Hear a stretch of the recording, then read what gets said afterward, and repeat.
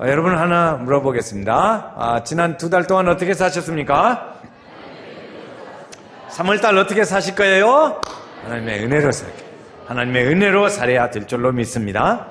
하나님께서는 우리에게 하나님의 말씀을 따라서 살으라고 이렇게 우리를 잘 인도하시고 또 우리에게 여러 가지 격려의 말씀을 우리에게 많이 주셨습니다.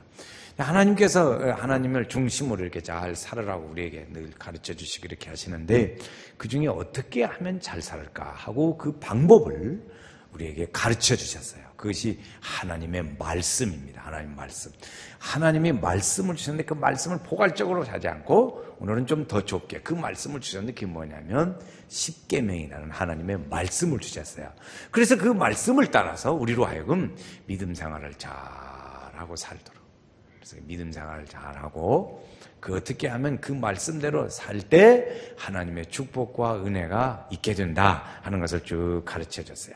근데 그 가르쳐 주실 때 딱 먼저 말씀해. 내가 누군지 아냐? 이렇게 하는 거예요. 내가 누군지 아냐? 하나님께서 말씀하신 답은 그것입니다. 내가 애굽 땅에서 너희 굴레에서 너희를 내가 놓게 해방시켜준 하나님이다. 이렇게 말씀하시더라고요. 내가 애굽 땅 종되었던 데에서 너를 건져낸 하나님이라 이렇게 설명하셨어요. 자, 한번 2절 말씀을 3절입니다. 한번 2절을 우리가 같이 한번 읽어보시겠어요? 성경 말씀 2절 읽습니다. 나는 너를 애굽 땅 종되었던 집에서 인도하여낸 네, 하나님이다. 아멘. 하나님이 이제 소개를 하시는데 나는 너희를 그렇게 인도했다. 나는 하나님이다. 그리고 나는 너희의 하나님이고 너희는 나의 백성이다. 이렇게. 하나님은 우리의 하나님이 되시고 우리는 하나님의 백성이 되는 겁니다. 하나님께서 이렇게 말씀하셨어요. 하나님께서 이스라엘 백성들 애굽에서 종살이를 오래 했어요. 430년을 했어요. 그냥 그래서 그렇게 긴 세월 동안 이렇게 한 그들을 하나님께서 이제 출애굽을 시켰어요. 거기서 나오게 하셔가지고 한 3개월 지났습니다. 그랬더니 어디에 갔냐면 시내산이라는 곳에 도착을 했어요. 그 시내산에서 이제 하는데 이 백성들을 하나님이 어떻게 하셨어요? 그 종되었던 데서 자유케 하셨단 말이에요. 그다 이렇게 출애굽을 해서 이렇게 자유케 하시고 이제 내가 너희에게 축복한다 하는 말씀이 이제 십계명을 주신 거예요. 하실 때 하나님께서는 내가 너희를 구해냈다, 그런 거죠. 너희의 애가 억압되던 그 백성의 삶에서 내가 너희를 건져냈다, 그런 거예요. 내가 선물도 주고 너희에게 은혜도 주고 그랬다, 그렇게 했어요. 그러니까 너희는 이제 종살이 안 하고 자유자가 됐으니까 그 자유를 가지고 하나님을 잘 섬기거라. 아멘. 잘요. 하나님을 잘 섬기거라. 아멘. 그러죠. 하나님 부탁하신 말씀.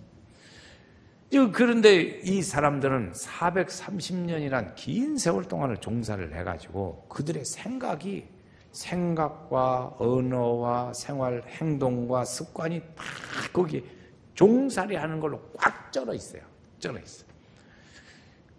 그러니까 우리나라도 보면 36년 동안 우리나라가 일제시대에 압박을 받았는데 그 36년이면은 430년에 비하면 아주 짧잖아요. 그런데 지금 60년이 넘게 지났어도 그 영향이 지금도 우리에게 미쳐요. 지금도 우리의 시대에. 그런데 430년이란 긴 세월을 했으니까 얼마나 그들의 생각과 삶에 영향을 많이 미쳤겠어요. 그대로 있죠. 이렇게 그렇게 사는데 그러니까 그들은 다른 거 할 줄을 몰라요. 종살이만 해가지고 명령을 하고 복종하고 그것만 하는 거예요. 명령과 복종. 명령하면 그냥 복종하는 거. 그것만 알고 살았어요. 그러니까 생각을 잘 못하죠. 그래서 금송아지를 만들어 놓고 이것도 하나님이라고 생각한 거예요. 그것이 왜 그러냐면 그런 데서 나온 것 중에 하나입니다. 그래서 금송아지 만들어 놓고 하나님이라고 하는 게 어디 있어요? 우리 상식으로 그게 맞습니까? 안 맞죠. 그런데 그 사람들은 그거 아무렇지 않았어요. 그런 생각이 습관이 돼 있으니까. 그렇게 해서 그렇게 만들어 놓고 하나님이라 이렇게 하기도 했어요. 그런데 우리네도 보면 그렇게까지는 안 해도 우리도 비슷한 것이 있어요. 우리도 비슷한 것이 있어요. 우리가 하나님이라고 생각처럼 그 하나님의 자리에다가 놓으면 그게 하나님 되는 거예요. 하나님이 제1로 1순위다 넣어야 하는데 1순위를 다른 걸 거기다 놓으면 그게 하나님처럼 되는 거라고요. 그게 뭐예요? 우리는 자녀도 될 수도 있어요. 또 오늘 우리의 물질도 그렇게 될 수 있어요.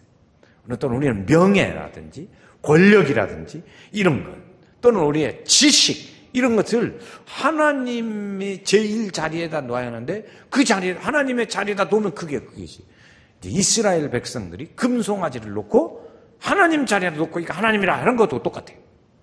1순위는 언제든지 뭐다? 하나님이세요. 한번 같이 1순위는 하나님이다. 시작. 1순위는 하나님이다. 그리고 우리나라도 기독교의 초창기에 이 하나님을 1순위라고 언제든지 놓으려고 노력을 많이 했어요. 그래서 제사를 지내지 말아라 이렇게 했어요. 또 남녀 이렇게 빈부 사람의 격차를 줄여라. 또 이제 공산주의가 와서 막 박해하는 일도 기독교를 박해하는 일도 그걸 참으라 이렇게 했습니다. 그렇게 이렇게 해서 나가서 했는데 그 믿음의 일들을 우리 믿음의 선배들은 그걸 꾹하게 잘 지켰어요. 어떤 어려움이 있어도 그냥 그 믿음을 막 지켜냈어요. 목숨을 잃는 한이 있어도 지켰어요. 감옥에 가는 한이 있어도 지켰어요. 이 하나님의 제1주의에다가 1순위에다 놓는 일들에 대하여 어떤 타협도 안 하고 지켰어요. 그랬더니 하나님께서 우리나라를 이렇게 130년쯤 됐는데 이 지켜오는 동안에 하나님께서 우리에게 축복을 주셨어요. 나라의 부강의 축복도 주시고 교회가 부흥하는 은혜도 주시고 아멘. 한번 합시다. 교회가 부흥하는 은혜도 주시고 또 나라의 부강도 축복해 주셨어요. 그 하나님께서 그걸 다 주신 거예요. 그럼 우리가 세 가지로 우리가 고통을 당한 일들 중에 있는데 이걸 통해서 우리가 어떻게 하나님 믿음을 잘 지킬까 하는 것들을 보고자 하는 거죠. 그 첫 번째가 뭐냐면 제사를 지내지 말아라 그런 얘기예요. 제사. 이것에 대해서 참 오해가 많습니다. 어쨌든 기독교가 처음 들어와서 제사, 그 다음에 무속 두 가지. 제사와 이 무속에 부딪혔어요. 이것에 부딪혔어요. 이게 부딪혀서 기독교는 이 하나님의 말씀을 듣고 이렇게 말씀대로 살으려고 보니까 이게 딱 걸리는 거예요. 자, 1계명, 2계명, 3절, 4절. 아까 3절은 이제 3절 우리 성도님들이 다 읽고 2절은 기니까 제가 읽고 그렇게 하겠어요. 3절, 4절입니다. 3절, 4절. 3절 다 같이 읽어요. 시작. 너는 나 외에 다른 신들을 내게 두지 말라. 너를 위하여 새긴 우상을 만들지 말고 또 위로 하늘에 있는 것이나 아래로 땅에 있는 것이나 땅 아래 물속에 있는 것에 어떤 형상도 만들지 말아라. 그랬어요. 그런데 이러한 이제 기독교가 들어오자마자 이 제사와 무속으로 인해서 거기에 딱 부딪혔어요. 이 법에. 나 외에 다른 것을 너희 앞에 있게 하지 말라. 뭘 만들고 절하지 말아라. 하나님이 막 가르쳐 주신 거예요. 그렇게 딱 가르쳤어요. 그러니까 이 기독교의 그 당시에 이제 전파한 사람들이 우리 한국 사람들에게 기독교를 가르칠 때 예수 믿는 건 이제 가르치는 겁니다. 가르칠 때 몇 가지 이렇게 조항들을 가르쳤어요. 이렇게 하면 좋겠다. 이렇게 하면 좋겠다. 그런 규칙들을 몇 가지 정했는데 그 중에 하나가 바로 이거예요. 제1번이 뭐냐? 하나님 중심. 하나님 제1로 살아라. 그런데 이런 것들 중에 제사를 드려서 거기다 절하고 그렇게 하면 하나님의 법에 위배된다. 그러니까 이 기독교인들을 그렇게 살지 않도록 가르쳐라. 이것을 가르쳤어요. 그런데 하나님에 대한 것은 그렇게 하면서 뭘 또 열심히 가르쳤냐면 국가에 충성하고 부모에는 효도하라. 이걸 아주 절대 있고 가르쳤어요. 이쪽은 이렇게 하고 이쪽은 또 이렇게 하고 이렇게 했어요.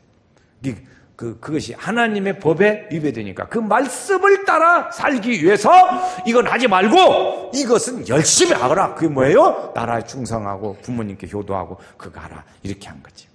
그래서 우리나라는 기독교가 들어오면서부터 이런 것에 부딪혀서 많은 고생을 했어요. 지금도 이러한 문제 때문에 고생하는 성도들이 있어요. 현재도 있어요. 현재도. 지금 130년이나 됐지만 그때만 한 것이 아니에요. 지금도 그 고생을 하고 있다고. 요새는 이것이 가끔 혼돈이 일어나는 일들이 있더라고요. 여러분의 말씀을 한번 찾아 읽어보면 좋겠어요. 고린도전서 10장. 한번 우리 성경을 다 펴시고 읽어보세요. 10장 20절로 21절. 이 영상에 좀 뜨면 좋겠는데요. 고린도전서 10장 20절로 21절 말씀. 이 말씀을 우리 한번 다 같이 읽도록 하겠습니다. 다 같이 읽겠어요. 시작.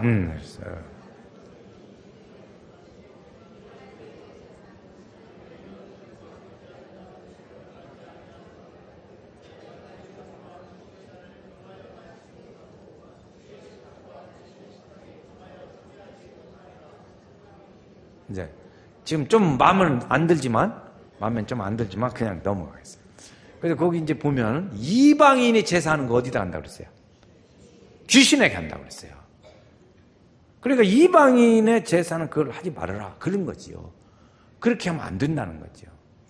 너희가 같이 이방인의 제사하는 그 귀신에게 하는 거다고 같이 그걸 하면 되겠냐? 그거 하지 말아라. 이제 그거예요. 그런데 요 근래 무슨 문제가 발생하냐면 오해가 생기더라고요. 그 이방인에게 하는 것은 귀신에게 하는 것이다. 성경에. 그러니까 성경에 제사 지르지 말라고 했잖냐. 그래서 기독교가 그걸 하지 말라. 그렇게 하면서 뭐라 했냐면 추도 예배로 드려라. 그래서 예배로 드려라. 우리가 이런 일들 중에 아주 중요한 것 중에 하나가 있는 뭐냐면 예배를 드리든지 제사를 드리든지 그 죽은 영혼을 지옥에 간 영혼을 천당 가게는 못해요. 그건 하나님의 고난이에요. 사람이 하는 게 아닙니다. 그건 기도하는 게 아니에요. 조상집에 가서 아버지 이 집이죠. 하나님의 나라로 옮겨주세요. 그런 게 아니에요. 제사할 때도 옮겨주세요. 그런 게 아니에요. 그런 기도는 하지 않습니다. 기독교는 하지 않아요. 그럼 기도하면 안 돼요. 그러니까 그 기독교는 추도 예배를 드리면서 뭐라냐. 그 하나님 앞에 그분의 일들을 기억하면서 예배를 드리는 거예요. 예배. 그게 추도 예배예요. 그런데 추도 예배를 그때 그 생각으로 죽은 영혼을 위해서 기도하는 것을 이렇게 생각을 하니까 추도 예배 드리면 지옥 간다고 생각한 거예요. 그것이 아니에요. 그 오해입니다. 그건 그렇게 아니고 추도 예배는 우리가 하나님 앞에 예배를 드리면서 그 돌아가신 분을 추모하고 생각하고 정신과 그 모든 삶을 우리가 되새기고 기억하는 거죠. 우리가 기억하고 추모하는 것이지 그분을 위해서 어디로 가게 한다든지 거기에 예배 드리는 게 아니에요. 그 오해가 없기를 바랍니다. 그렇게 갔는데 그런 것을 잘 가르치기 위해서 심지어 세례 받을 때 세례문답을 했어요. 세례 받을 때 제사 지냅니까?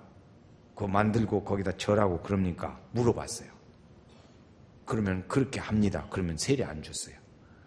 저 어렸을 적에 우리 외삼촌이 딱 한 분 계셨는데 외삼촌이 우리 어렸을 적에 그 말씀 많이 해요. 나는 세례 받다가 빠꾸 맞은 사람이야. 그랬었어요. 그런 얘기를 했어요. 왜 그러냐 그랬더니 그때 그 어렸을 적에 기억이 하는 말이 선교사님께서 세례문답을 하셨대요. 세례문답을 했는데 이제 앞으로 그 하나님만 잘 믿기로 하겠습니까? 구원받을지는 오직 예수님밖에 없다고 믿습니까? 이렇게 물었어요. 한번 제가 물을 때 대답해 보세요. 세례문답 그런 거예요.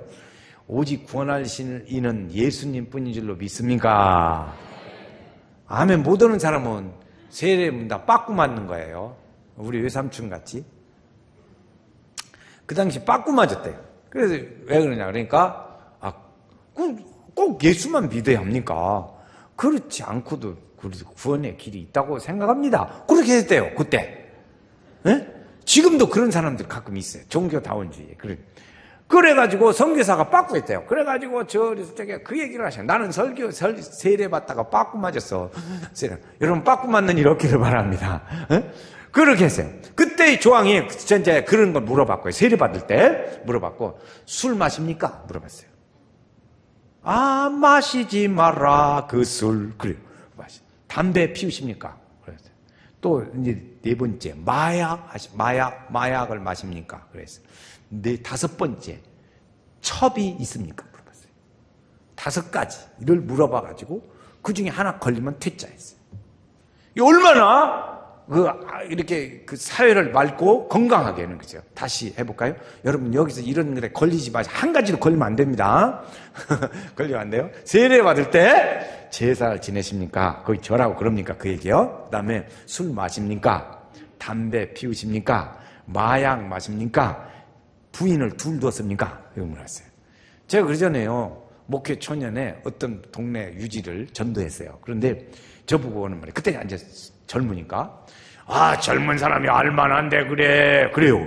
왜 그러냐니까 자기는 부인이 셋이라 교회를 나갈 수가 없대요.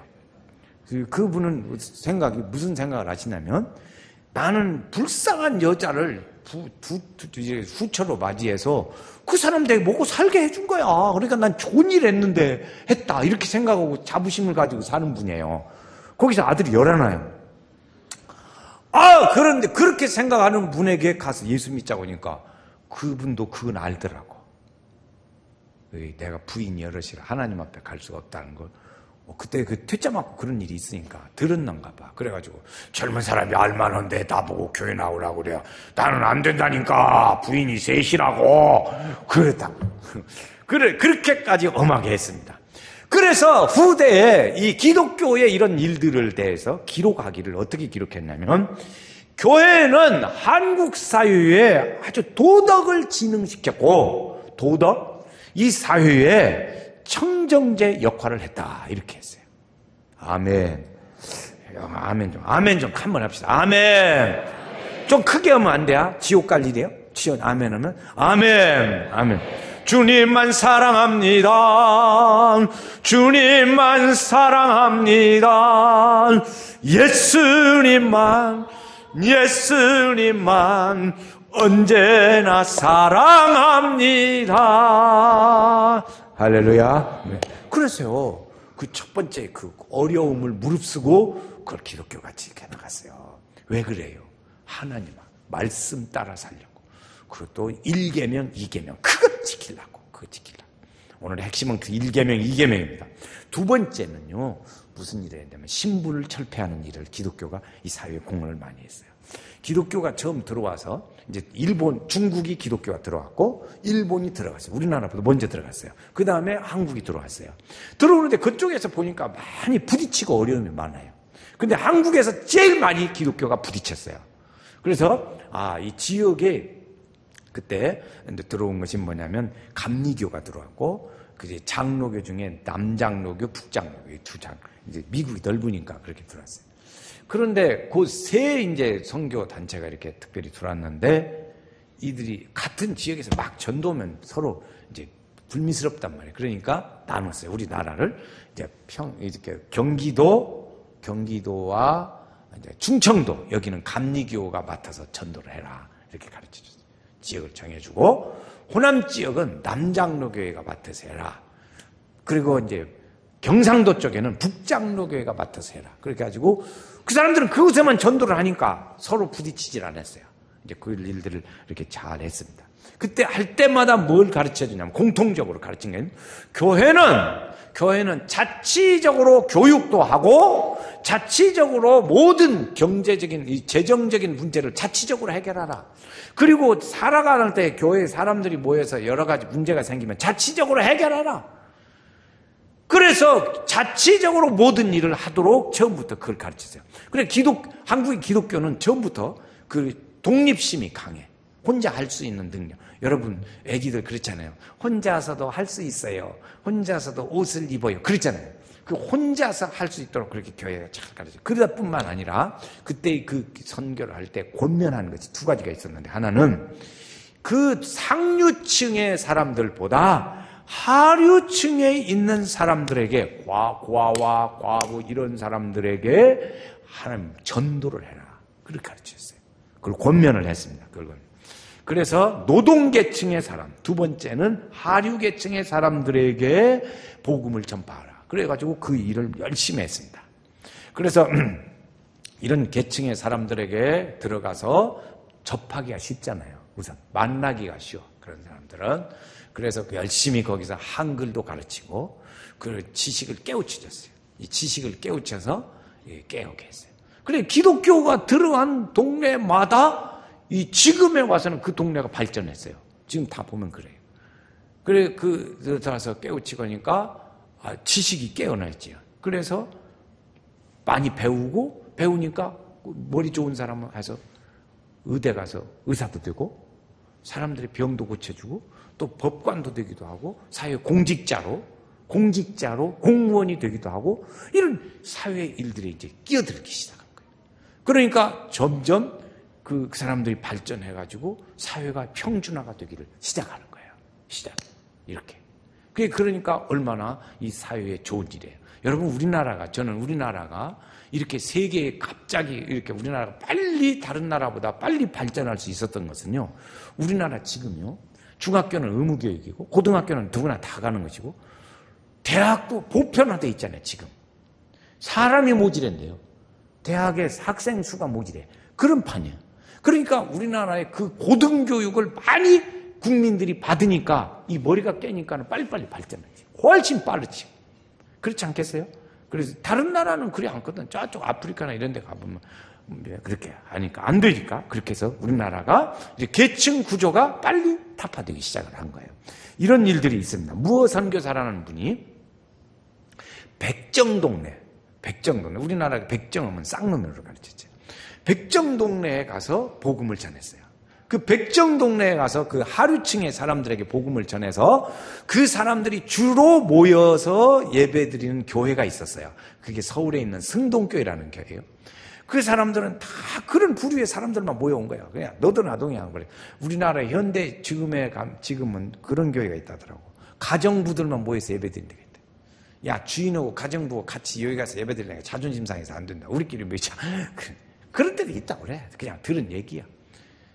그래가지고 그때 당시 하류 계급 사람들만 모여서 예배를 드린 교회가 형성된 것이 그게 이제 승동교회인데, 이제 그 다음에 그러면 양반들만 모인 교회는 어디냐? 안동교회라는 교회예요. 그게 둘 다 역사가 깊어요. 그런데 그때 이제 있는데 백정들에게 가서 복음을 전해서 예수 믿은 사람이 엄귀현이라는 사람이 있어요. 엄귀현. 그 사람은 승동교회 다니는 사람이지. 이제 천민이니까. 근데 이 사람이 이제 그때 이씨조선에 이씨의 왕족 중에 누가 있었냐면 이재영이라는 사람이 있었어요. 이재영이라는 왕손이에요. 그 사람은 이제 뭐 양반 수준이 아니고 왕손의 수준입니다. 근데 이 사람의 무슨 노릇을 했냐면 마부 노릇을 했어요. 이 엄규영이라는 사람이 이재영은 마부 노릇을 했다고. 이 쌍놈 이제 그 하류 계급의 사람이 마부 노릇을 하면서 틈만 나면 이재영이 이 왕손에게 전도를 했어요. 예수 믿으시죠. 틈만 나면 그 얘기를 자꾸 했단 말이에요. 그러니까 그 사람이 마부가 자꾸 이렇게 하니까 마음이 자꾸 들으면서 마음문이 열린 거예요. 그래서 예수를 믿게 됐어요. 그 사람이. 그런데 어느 날 이제 사경회가 열렸어요. 사경회. 말씀잔치가 이제 집회가 열리는데 어디서 했냐면 하류기급이 모여 사는 승동교회에서 집회가 열렸어요. 근데 이재영이라는 이제 왕손이 거기를 간 거예요. 거기를 갔는데 딱 보니까 엄경이가 거기 있단 말이에요. 아이고 형님 안녕하십니까 하고 손을 딱 잡고 인사를 했어요. 그 사람들이 보니까 이 왕손이 되는 사람이 와가지고 자기 교인을 하나 붙잡고 막 아이고 형님이라고 하니까 얼마나 주변 사람들이 놀라고 막 쳐다보고 야단났어요. 그러니까 그 엄경이 사람이 그랬어요. 아이고 이렇게 어르신 날이 깨서 그랬습니다. 날이 깨서 이 부족한 사람을 보고 형님이라고 하니까 내가 몸둘 바를 모르겠습니다. 이러고 인사를 했습니다. 그랬더니 그 이재영이라는 왕손이 말을 하는 거예요. 당신이나 나나 예수 믿고 예수 믿어서 주 안에서 한 형제인데 형제가 형제 보고 말을 하는 거예요. 그런데 그 같은 형제 중에 당신이 나보다 나이가 많거든. 그러니까 내가 당신한테 형제끼리 형님이라고 하는데 그게 무엇이 나쁘냐? 괜찮지 않냐? 그래가지고 사람들을 아주 놀라게 했다는 얘기예요. 그래 그것이 이렇게 계층이 없어지는 거죠. 여러분 우리나라 여성 중에 여성 계층이 달라진 것이면 지금 그 당시에는 여자분들이 연세 드신 분들은 저도 어렸을 때 봤어요. 맨 부뚜막에서 밥 먹었어요. 여자분들은 부뚜막에서 밥 먹고 조금 더 지나니까 어디서 왔냐면 마루로 올라와서 마루에서 밥 먹고 이제 방에 와서 밥 먹고 밥 먹을 때도 저 어렸을 때는요 저는요 그 형제가 9이거든. 나보다 많은 사람 우리 교회는 없어요. 최고로 많아요. 근데 제가 제일 끝털이거든. 그러니까 얼마나 이뻤겠어. 딸을 아들 딸 낳다가 딸을 넷을 낳고 네 번째 낳을 때 우리 어머니가 기절했대. 또 딸 낳았다고 그랬어. 그런데 그 중에 넷 낳고 다섯 번째 나를 낳았으니 내가 얼마나 귀한 인물입니까? 여러분 보통 보지 마세요. 그러니까 항상 저는 아버지 어머니 밥상에서 먹었어요, 어렸을 적에. 그런데 보면 저 누나들이나 다른 형제는 저쪽 옆에 가서 먹고 나는 다 제일 아래 먹고. 그래서 늘 그 밥상에서 먹고 그랬다고. 그리고 그때 당시는요, 그러니까 어렸을 적에 보면 그렇게 대접을 잘 못 받았다고. 그런데 그 후에 나중에 발전하니까 여자들이 어떻게 됐냐, 밥상 위에다 밥을 놓고 먹기 시작을 했어요. 그래서 여성의 상위 시대가 됐대.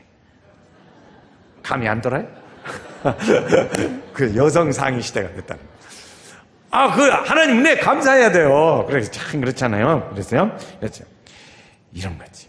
그래서 이 성도가 서로 하나 되고 이런.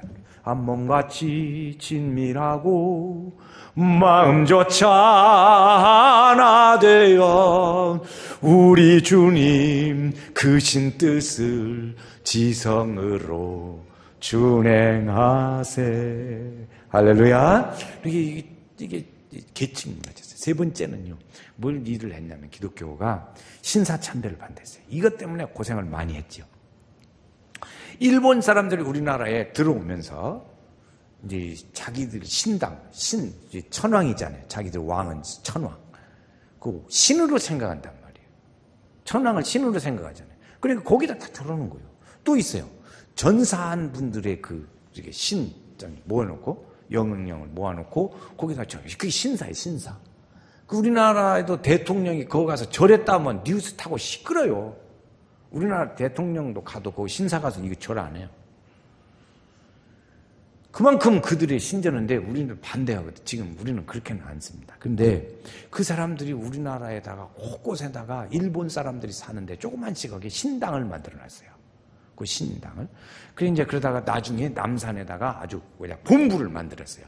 그래가지고 본부를 만들어서 이걸 우리나라에 다 퍼뜨리기는 어떻게 하나. 그래가지고 읍소재지, 면소재지 이런 데다가 다 조그만씩 거기 다 그런 걸 많이 만들었어요. 그래서 강요를 했어요. 국민들에게 그걸 다 강요했는데 그 강요가 어디까지 왔냐면 교회까지 오게 된 거예요.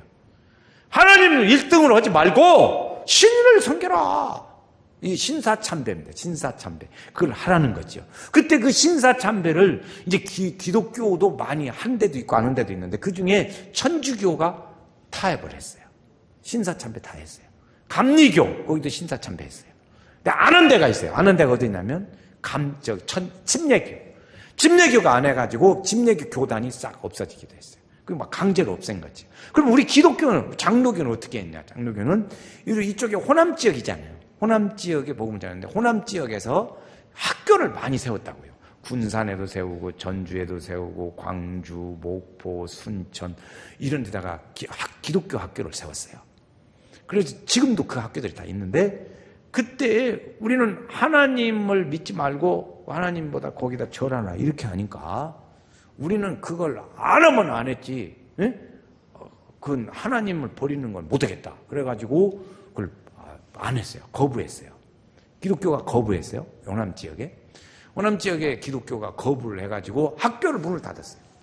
문을 닫고 그때 학생들은 다 공립학교로 전학 가고 그렇게 했던 학교들이 있어요. 그것이 전주에도 두 학교가 있는데 그게 어디냐면 신흥학교, 기전학교예요. 저는 여러분 우리 성도들 중에 기전학교, 신흥학교 졸업하신 분 있죠. 학교를 그렇게 해서 그 신사참배를 안 하려고 하나님만 섬기는 것을 내서 반대하는 일이 학교를 문을 닫을지언정 우리는 안 한다. 그렇게까지 해서 지켜온 학교예요. 근데 그 학교 나왔는데 그때 당신은 예수 믿고 교회 가고 어쩌고 저쩌고 좀 하는데 지금 예수 믿는 건 안 믿든지 형편없이 믿든지 그래요. 그 사람은 자기 학교 그런 그 희생 정신과 하나님 믿으려는 정신을 똑바로 잘 지켜서 신앙생활 잘 하시기 바라요. 기전학교, 신흥학교 나오신 분들. 내가 누군지 잘 모르지만 아이가 자기가 알겠지. 똑바로 정신 차려서 신앙생활 잘해야 돼요. 그 학교 정신이 있어요. 우리도 기독교 정신은 지금 제가 오늘 쭉 이렇게 말씀을 전하는 거예요. 기독교 정신은 하나님 말씀 1계명 너와 왜 다른 신을 하나님 너의 앞에 두지 말아라. 우상을 만들지 말고 거기 절하지 말아라. 이 하나님의 말씀을 그걸 따라서 지키고 살으려고 이 온갖 핍박을 당하면서도 지켜오는 거예요. 학교가 문을 닫는 한이 있어도 지켜온 거예요. 이것이 우리의 믿음의 정신이에요. 정신. 그 학교 나온 사람들은 더 말할 것 없이 잘 지켜야 하고. 이렇게 하는데 우리 믿음의 이 기독교 정신은 그게 그렇게 지켜오려고 이렇게 노력을 하는 거죠. 왜? 그래가지고 그 학교들이 이렇게 왔어요. 그 왜 그래요? 이게 1계명, 2계명 지키려고. 하나님 말씀 지키려고. 하나님 중심으로 제일로 살려고. 우리 믿음의 선배들은 이런 어려운 기간, 고통을 많이 겪었어요. 다른 건 다 잊어버린 한이 있어도 나는 예수 버릴 수는 없다. 그 얘기예요. 예수 버릴 수는 없다. 감옥에 가는 한이 있어도 이 신앙을 굳건하게 지켜 나가자 하는 것이 우리 믿음의 선배들의 정신이에요. 이 정신을 우리는 지켜야 합니다. 선배의 믿음의 정신을 지켜야 돼요. 어떻게 해서 그 정신을 지켜서 이렇게 여기까지 왔는데 감옥에 가도 그랬죠. 여러분 그걸 지키려고요. 주기철 목사님이라는 분은 평양에서 형무소에 사랑을 했어요. 그런데 판때기에다가 못을 받고 그걸 뒤집으면요 못이 뾰족뾰족 다 나왔잖아요. 거기를 맨발로 걸었대요. 그래도 항복 안 했어요. 뭐 하려고? 하나님 말씀 따라 살려고. 하나님 중심으로 살려고 그렇게 어려워도 막 그렇게 했다. 한 번은 어머니하고 그 사모님이 면회를 왔어요. 이제 거의 이제 그 삶을 다 할 때가 되니까 그래 했는데 그때 이제 만나려고 하니까 간수가 자꾸 그 자리에 끼우려고 그러는 거예요. 그래서 오지 말라고, 당신은 오지 마세요. 그렇게 가족들이 했어요. 그러니까 그 사람이 하는 말이 내가 그랬어요. 이 동방의 의인이 마지막 죽음의 때에 나도 그 자리에 같이 있어보고 싶어서 그랬다. 같이 마지막 죽어가는 때 그때 나도 같이 그 자리에 있고 싶어서 그럽니다. 그렇게 얘기를 했다는 거예요. 그래서 그때 이제 호남 지역에는 이제 이기풍 목사님 또 양용근 목사님 이런 순천 지역에 많이 있었어요. 그런데 그 중에 우리가 잘 아는 이제 주기철 목사님이 조금 전에 말씀드렸는데 주기철 목사님의 감옥에서 기도는 뭐였냐면 하나님 이 죽음의 권세를 이기게 해주소서. 하나님 이 고통이 길은데 이 긴 기간 동안에 고난을 잘 견딜 수 있게 해주소서. 하나님 내가 감옥에 있으니까 우리 어머니 우리 가족들을 잘 지켜주소서. 내가 정말 믿음에 의해 살고 의해 죽게 하시고 그래서 아버지 내 영혼을 아버지 손에 부탁하나이다. 예수님이 기도를 했다는 거예요. 그런 기도를 그 감옥에서 그런 고초를 겪으면서도 했어요. 손양원 목사님 우리는 너무나 잘 알지만 신사참배를 했는데 하지만 반대했죠. 목사님이니까 설교했잖아요. 여러분 신사참배하면 안 됩니다. 하나님 중심해야 합니다. 하나님 외에 다른 거 섬기면 안 됩니다. 우상을 만들고 절하면 안 됩니다 하고 설교했어요. 그래 붙잡혀갔어요. 그래 감옥에 가서 이제 살다가 형을 다 살고 이제 나오는 거예요. 나올 때 무슨 서약을 하냐. 너 다시 범죄치 않기로 잘 살기로 하는 거예요. 그리고 이제 도장 찍는 거예요. 도장. 네? 그거 다짐 받아요. 그래 목사님이니까 뭐 때문에 죄목이 뭐예요? 그 설교할 거예요 안 할 거예요? 지금 그 작성. 이 말 또 전할 거야 안 전할 거예요? 안 하기로 도장 찍어. 그런데요 목사님이 나는 그건 못 하겠다. 그래가지고 나오는 날 다시 들어갔어요. 재수감 됐어요. 재수감 되는 한이 있어도 하나님의 말씀을 지키려고 그럴 대로 살으려고 하는 거예요. 하나님 중심으로 살으려고 하는 그 정신을 오늘 우리가 이어받아야 한다 그 말입니다. 그래서 호남 지역에 순교자가요 850명 정도 나왔다. 우리나라의 순교자가 약 1000명으로 계산한다면 85%가 호남 지역에서 나왔어요. 그만큼 이렇게 참 믿음의 선배들이 있어요. 그래서 우리는 그 어려움이 있어도요 믿음을 잘 지켜가야 합니다. 슬픔이나 괴로움이 주의 사랑 못 끊으리 충성하라 죽도록 충성하라 끝까지. 할렐루야.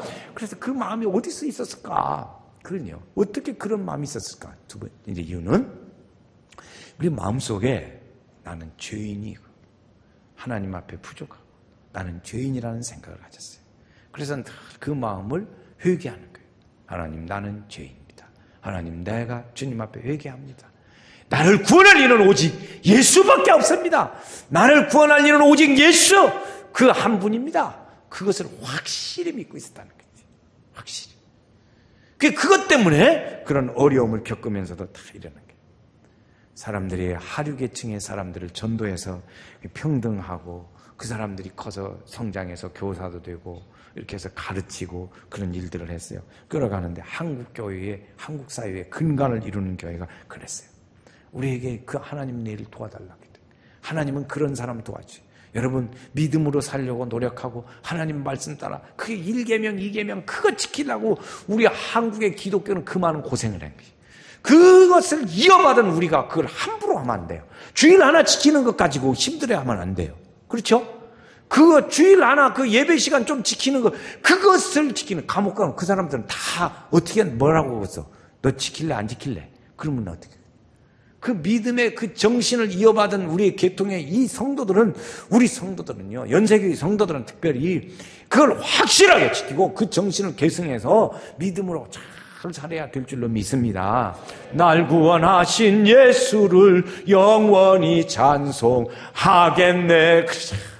이 세상 어딜 가든지 내 주만 서행가하도다.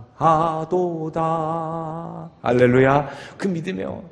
여러분, 그 우리 주일 하나 못 지키고 예배 시간 하나 못 지키고 그런 건 너무 수준이 낮잖아요. 그거 생각하면 너무 수준이 낮은 거야 믿음 생활. 그래서 참 믿음에서 하나님 말씀대로 살고 어려운 어떤 어려움이 있어도 그 고난을 우리 속에 지면 그리스도의 흔적을 내 속에 가지고 그 믿음을 지키면서 살아갈 때 하나님이 함께 하시. 우리는 그것을 가지고 복음을 전하고 하나님 내가 그 선배들의 좋은 믿음의 우리 가문의 가정에는 가문의 흐름이 가통의 흐름이 있듯이 오늘 우리의 믿음은 그런 흐름이 피와 땀을 흘려 고통을 참았던 그 피와 땀이 우리에게 섞여져서 내 심령에까지 왔는데 이 믿음을 우리가 잘 그 정신을 이어서 지킬 때 하나님의 영광이 함께하고 이 나라도 축복하고 가정도 축복하고 우리의 삶의 은혜 풍성한 은혜의 역사가 함께하실 줄로 믿습니다. 이 은혜가 있기를 주의 이름으로 축원합니다.